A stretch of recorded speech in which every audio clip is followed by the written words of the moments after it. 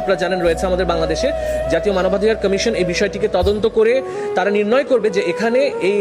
বৃদ্ধা নূরজাহান বেগম ওনার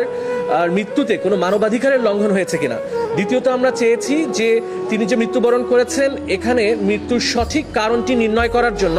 কারণ 7 দিন ধরে একটি লাশ একটি মহানগরের একটি গুরুত্বপূর্ণ স্থানে এভাবে পড়ে আছে, কিন্তু কেউ তার খোঁজ খবর নিল না, একাকিত্ব অবস্থায় তিনি লাশ হয়ে পড়ে রইলেন। এই বিষয়টি তদন্ত করে আমাদের ফৌজদারি আমাদের দণ্ডবিধিতে যে অবহেলাজনিত মৃত্যু হয়েছে কিনা সেটি নির্ণয়ের জন্য।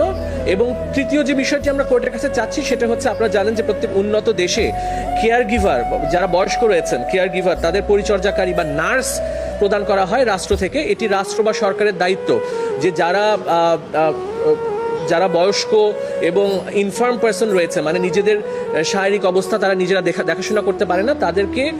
পরিচর্যাকারী বা নার্স প্রদানের জন্য আমাদের যে সমাজ কল্যাণ